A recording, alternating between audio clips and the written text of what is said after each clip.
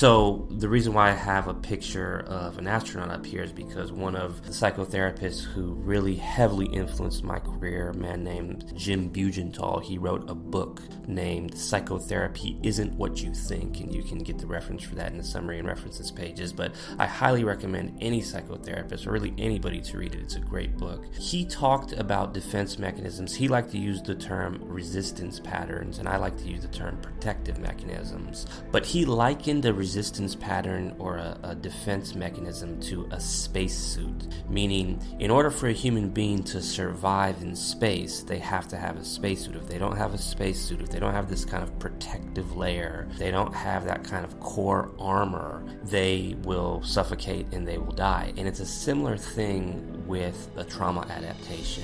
Like I've been saying, the trauma adaptation is a psychological defense mechanism, and without that, the psychological threat may be so much that they may begin to psychologically deteriorate, or they may begin to just struggle to the point where it's very, very difficult for anyone to talk to them, for them to process any new information. They would be triggered to the point where it's very difficult for them to just function in life. So that's in a nutshell. And again, this has been such an introduction. This whole course is an introduction, but of course we went over a few examples, not all of them, that would really take all day. I just wanted to give you an idea of what trauma adaptations, how they function as a form of protection, because this really leads into the next presentation of how do we engage the trauma adaptation, or how do we engage the young people who are presenting the trauma symptoms in such a way that's skillful, that can still build an authentic relationship with them,